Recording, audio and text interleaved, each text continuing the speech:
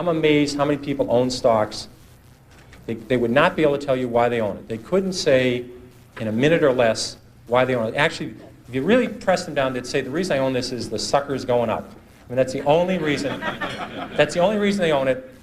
And if you can't explain, I'm serious, you can't explain to a 10-year-old in 2 minutes or less why you own a stock, you shouldn't own it. And that's true, I think, about 80% of people that own stocks. Thank you very much. It's a pleasure to be here. I love this town, and it's a thrill to be here with Jim Johnson, who did so much for Fannie Mae, and that was the greatest single stock in my life, and it's still my largest position. And anybody wants to talk after about how to make money, I'll tell them how to buy more Fannie Mae. And now I've added Freddie Mac to the list too. And Congressman Ed Markey, who went to Boston College and also Boston College Law School, and has done a great job in Congress for everybody in this country, but especially the people in his districts in Massachusetts. But the great honor is to have my wife Carolyn right here, my sweetheart, my great stock picker, who found legs and a bunch of other good stocks. So what I'm going to try and do today, briefly, is, I don't know what I'm supposed to do with this gavel. I've never had one of these things before. I'm going to try and say some words on the things I've used over the years when I was an amateur, when I ran Magellan. I still use today. I think they make sense. I think they make a lot of sense for investors, and I frankly think it's a tragedy in America that the small investor has been convinced by the media, the print media, the radio, the television media, that they don't have a chance. The big institutions with all their computers and all their degrees and all their money have all the edges, and it just isn't true at all. And when they're convinced, when this happens, when this occurs, people act accordingly. When they believe it, they buy stocks for a week, and they buy options, and they buy the Chile fund this week, and next week it's the Argentina fund, and they get results proportionate to that kind of investing. And that's very bothersome. I think the public can do extremely well in the stock market on their own. I think the fact that institutions dominate the market today is a positive for small investors. These institutions push stocks on usual lows, they push them on usual highs. For someone that can sit back and have their own opinion, know something about an industry, this is a positive. It's not a negative.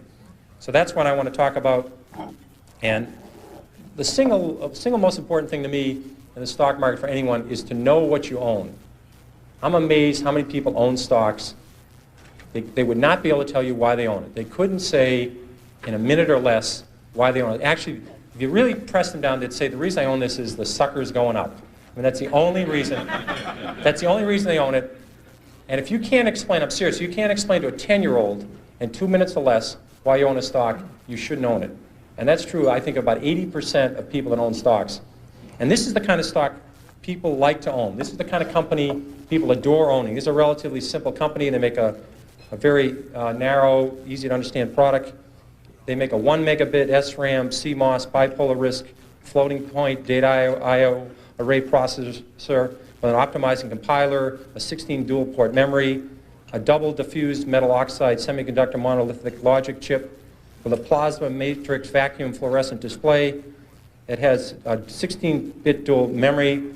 It has a Unix operating system, 4 Whetstone megaflop polysilicon emitter, a high bandwidth, that's very important, 6 gigahertz, double metallization communication protocol, an asynchronous backward compatibility, peripheral bus architecture, 4-wave interleave memory, a token ring interchange backplane, and it does it in 15 nanoseconds of capability. Now, if you own a piece of crap like that, you will never make money. Never. Somebody will come along with more whetstones or less whetstones or a bigger megaflop or a smaller megaflop. You won't have the foggiest idea what's happened. And people buy this junk all the time. I made money in Dunkin' Donuts. I can understand it.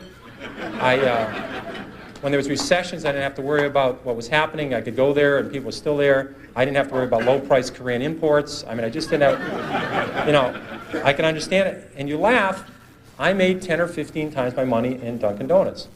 Those are the kind of stocks I can understand. If you don't understand it, it doesn't work. This is the single biggest principle. And it bothers me that people are very careful with their money.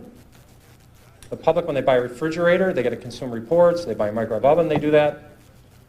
They ask people what's the best kind of radar range or what kind of car to buy. They do research on apartments. When they go to when they go on a trip to Wyoming, they get the mobile travel guide, or California. When they go to Europe, they get the Michelin travel guide. People will hear a tip on a bus on some stock, and they'll put half their life savings in it before sunset, and they wonder why they lose money in the stock market. And when they lose money, they blame it on the institutions and program trading. That is garbage. They didn't do any research. They bought a piece of junk. They didn't look at the balance sheet, and that's what you get for it. And that's what we were being driven to, and it's self-fulfilling. The public does terrible investing, and they say they don't have a chance. It's because that's the way they're acting. I'm trying to convince people there is a method. There are reasons for stocks that go up. Coca-Cola, this is very magic. It's a very magic number. Easy to remember. Coca-Cola is earning 30 times per share what they did 32 years ago. The stock has gone up 30-fold. Bethlehem Steel is earning less than they did 30 years ago. The stock is half its price of 30 years ago. Stocks are not lottery tickets. There's a company behind every stock. If a company does well, the stock does well. It's not that complicated. People get too carried away. And first of all, they try and predict the stock market. That is a total waste of time. No one can predict the stock market. They try to predict interest rates. I mean, if anybody would predict interest rates right 3 times in a row, they'd be a billionaire. Considering there's not that many billionaires on the planet, it's very, I had logics, I had a syllogism and studied these when I was at Boston College. There can't be that many people who can predict interest rates because there'd be lots of billionaires. And no one can predict the economy. I had a lot of people in this room were around in 1981 and 82 when we had a 20% prime rate with double-digit inflation, double-digit unemployment. I don't remember anybody telling me in 1981 about it. I didn't read, I studied all this stuff. I don't remember anybody telling me we're going to have the worst recession since the Depression. So what I'm trying to tell you, it'd be very useful to know what the stock market is going to do. It'd be terrific to know that the Dow Jones average a year from now would be X, that we're going to have a full-scale recession, or interest rate's going to be 12%. That's useful stuff. You never know it, though. You just don't get to learn it. So I've always said, if you spend 14 minutes a year on economics, you've wasted 12 minutes. And I really believe that. Now, I have to be fair. I'm talking about economics in the broad scale, predicting the downturn for next year, or the upturn, or M1 and M2, 3B, and all these M's. I'm talking about economics. To me, is when you talk about scrap prices. When I own auto stocks, I want to know what's happening to used car prices. When used car prices are going up, it's a very good indicator. When I own hotel stocks, I want to know what hotel occupancy is about. When I own chemical stocks, I want to know what's happening to the price of ethylene. These are facts. If aluminum inventories go down 5 straight months, that's relevant. I can deal with that. Home affordability, I want to know about when I own Fannie Mae or I own a housing stock. These are facts. There are economic facts and there's economic predictions. And economic predictions are a total waste. And interest rates, Alan Greenspan's a very honest guy. He would tell you that he can't predict interest rates. He could tell you what short rates are going to do in the next 6 months.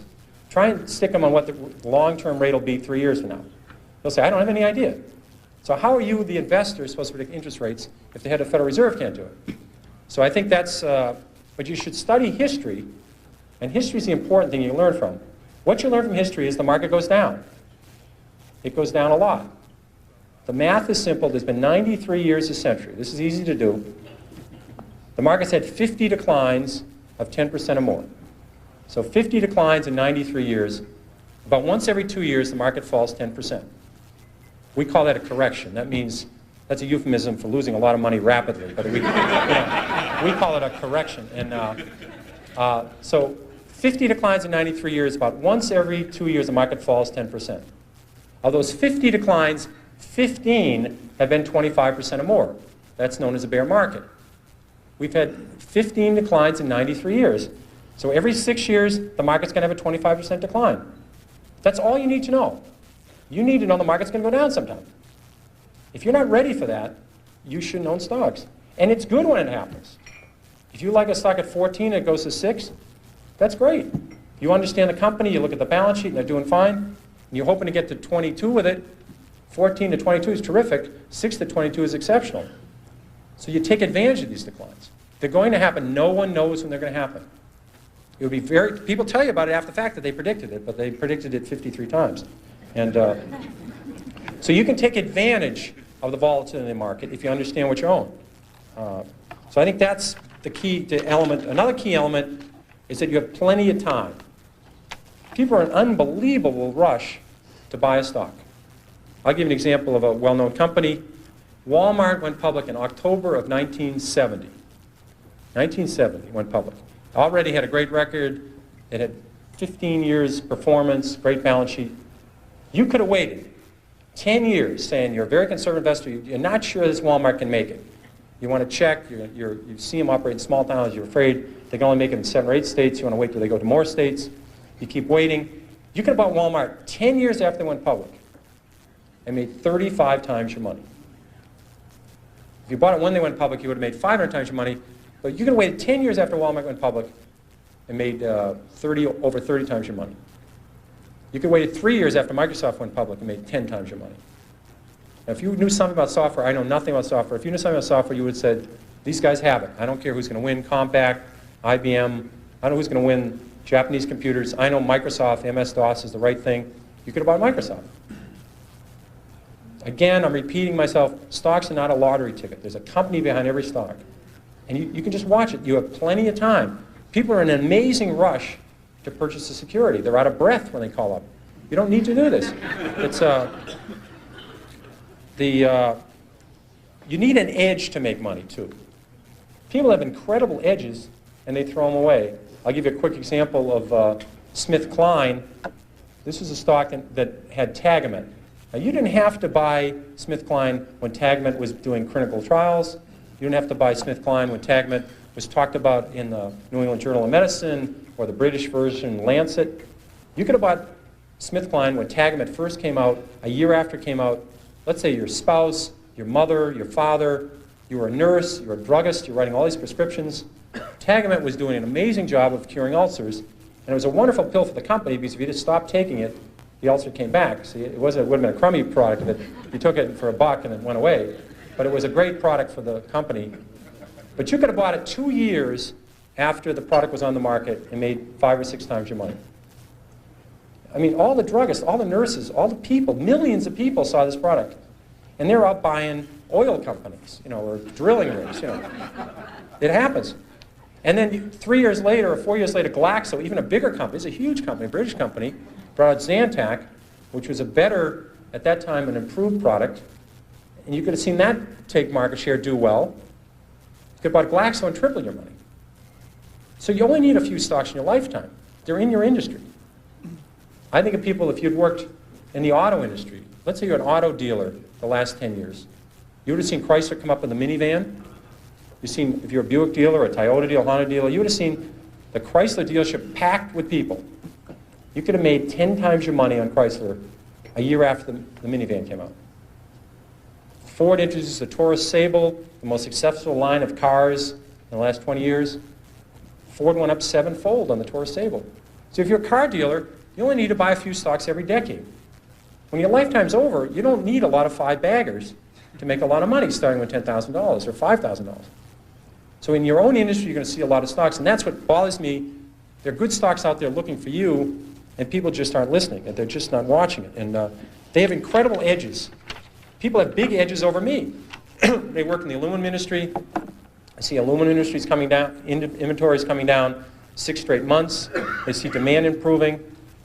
In America today, it's hard to get an EPA permit for a bowling alley, never mind an aluminum smelter. So when aluminum gets tight, you just can't build 7 aluminum smelters. So when you see this coming, you can say, wait a second, I can make some money. When an industry goes from terrible to mediocre, the stock goes north. When it goes from mediocre to good, the stock goes north. And it goes from good to terrific, the stock goes north. There's lots of ways to make money in your own industry. You can be a supplier in the industry, you can be a customer. This thing happens in the paper industry, it happens in the steel industry. It doesn't happen every week, but if you're in some field, you'll see a turn, you'll see something in the publishing industry. These things come along, and it's just mind-boggling, people throw it away. One of the things I find a rule, a couple of rules I want to throw out that I find useful, excuse me, is a lot of times people buy on the basis the stock has gone down this much. How much further can it go down? I remember when Polaroid went from 130 to 100, people said, here's this great company, great record. If it ever gets below 100, just buy every share, and it did get below 100. A lot of people bought on that basis saying, look, it's gone from 135 to 100. It's now 95, what a buy. Within a year, it was 18.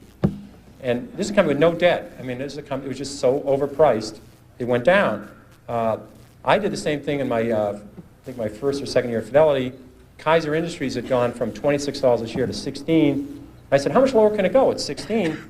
So I think we bought one of the biggest blocks ever on the American Stock Exchange of Kaiser Industries at 14.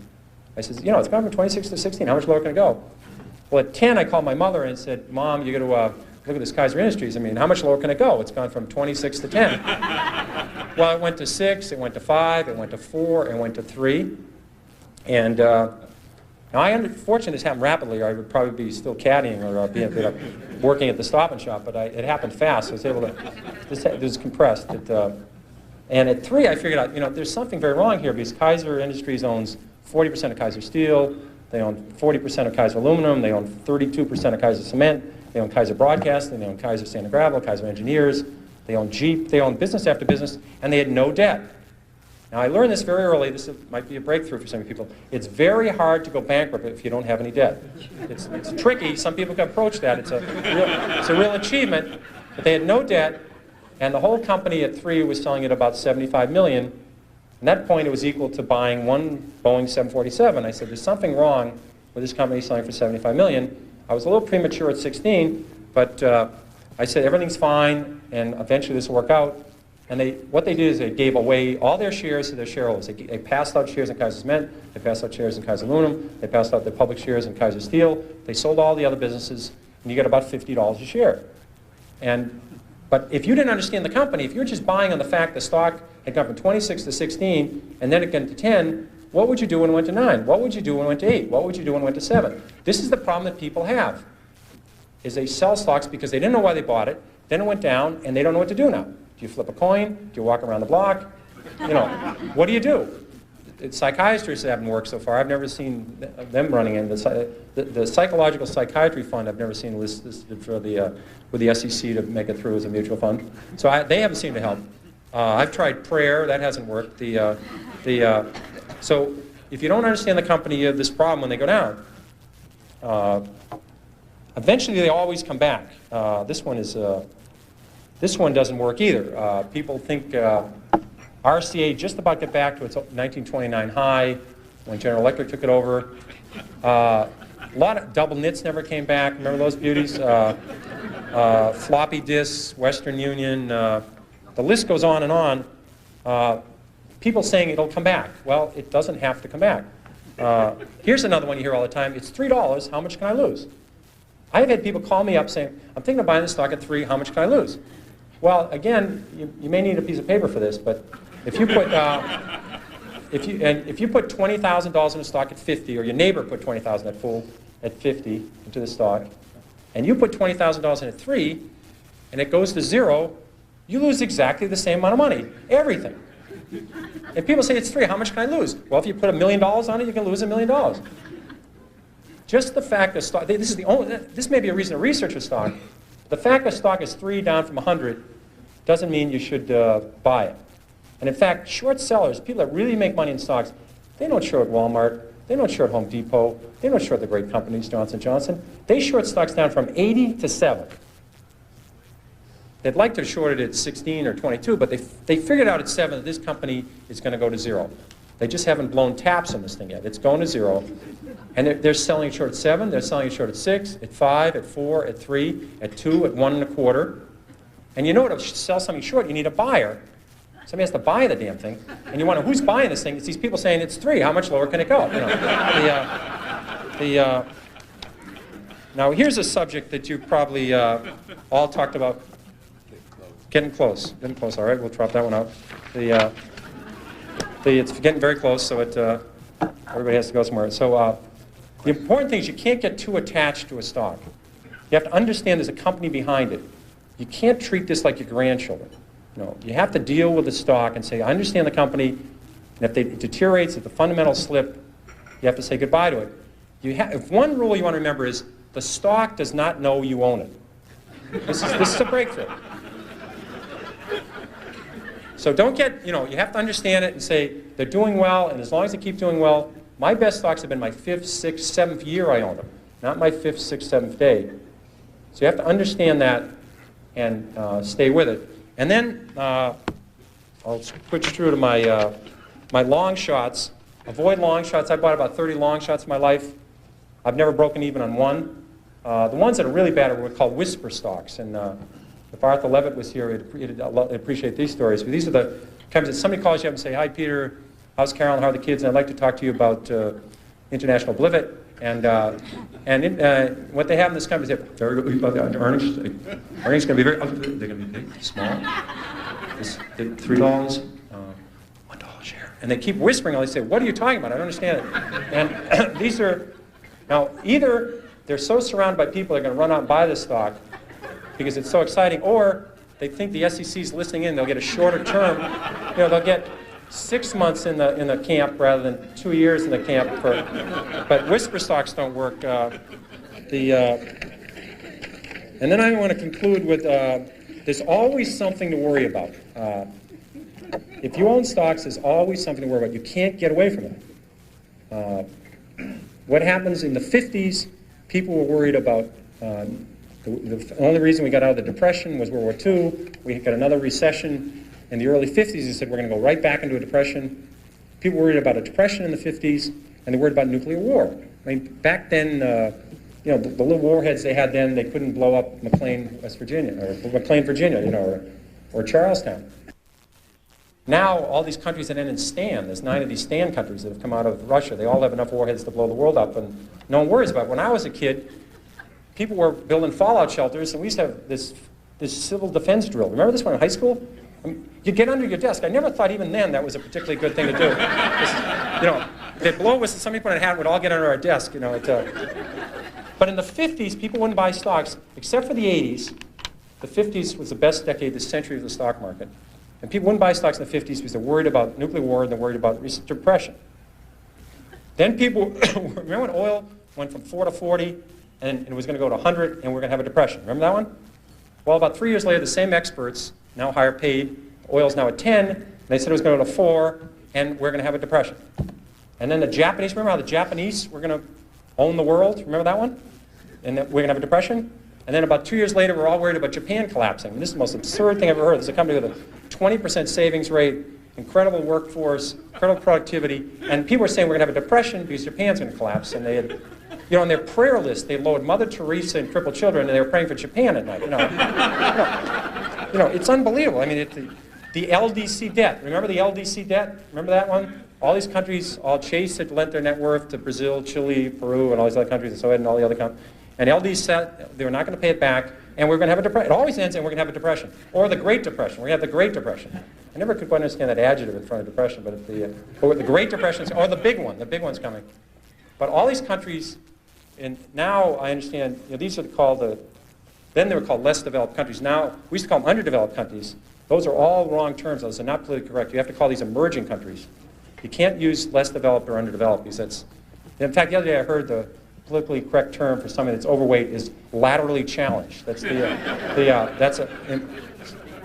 so there's always something to worry about, and the key organ in your body in the stock market is your stomach. It's not the brain. If you can add 8 and 8 and get reasonably close to 16, that's the only level of math you need to know. You don't know to need the area under the curve. Remember that quadratic equation and an integral calculus and the area under the curve. I mean, whoever cared what was under the damn curve? I mean, you know, but you had to study this. You don't need this in the stock market. So all you have to know is you're going to see, it's always going to be scary. There's going to be always something to worry about. And you just have to forget all about it. Cut it all out and own good companies or own turnarounds. Study them and you'll do well. And that's all there is. And I'm ready for questions. Okay, thank you very much.